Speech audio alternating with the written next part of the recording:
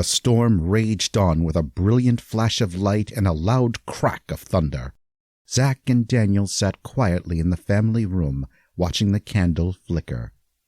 Sarah and I prepared sandwiches in the kitchen, which was all we could muster since the electricity was out and her time was short. Sarah's smile could brighten any room, even on the dreariest days like today. It wouldn't be long before the boys' mother would have to return to the hospital.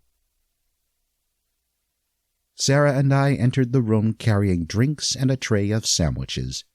The boys smiled. I'm sure they were hungry, since I had overlooked fixing something for them to eat earlier. I'd lost track of time while telling them about my childhood. Each of the boys grabbed a sandwich and proceeded to wolf it down. "Slow down," Sarah requested. She watched her boys frown, yet they did what she asked and began eating slowly. We mostly sat in silence, exchanging glances at one another, dining and watching flashes of lightning race across the walls. Thunder shook the room, boom after boom. The sandwiches didn't last long.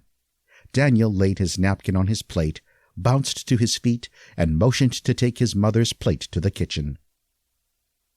"Suck up!" Zach barked, shooting his younger brother an evil glance as he grabbed my plate and followed closely behind. "I wish you didn't have to hurry back to work," I frowned. "At least wait until the weather lets up a little." Sarah gave me a long face. I could tell she didn't want to leave us. I smiled back and gazed into her eyes, trying to convince her we would be fine. Honestly, I was more worried about her driving around in the storm. She wrapped her arms around me and gave me a big hug and a soft kiss. "Drive safe," I whispered. That was the last thing I said before she stood and turned to face the boys as they re-entered the room. "Come here and give your mama a big hug. I need to get back to work," she said as she stretched out her arms, waiting for their embrace. Daniel wasted no time diving into her arms. I smiled with joy, watching the boys with their mother. My mind wandered a bit. What a wonderful life I have. I married my high school sweetheart and raised 2 fantastic boys. What more could I ask for? "I wish you didn't have to go back to work," Daniel said softly, giving her his pouty face. "You'll be fine," she reassured him. I watched Zach hesitate, acting like he was too old for all this mushy stuff. But he was too late as Sarah scooped him up in her arms, then gave him one of her giant hugs before planting a huge kiss on his blushing cheeks. He smirked, trying to pull away. "I'll take care of Dad and Daniel. You have nothing to worry about, Mom."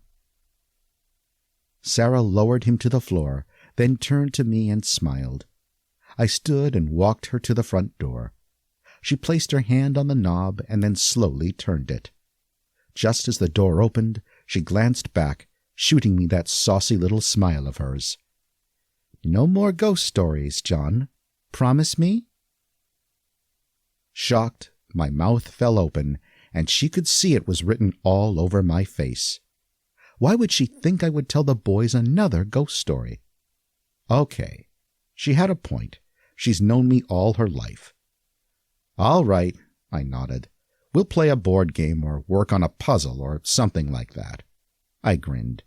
I never said I wouldn't tell the boys another story about Lizardville. Honestly, I hadn't finished the first story.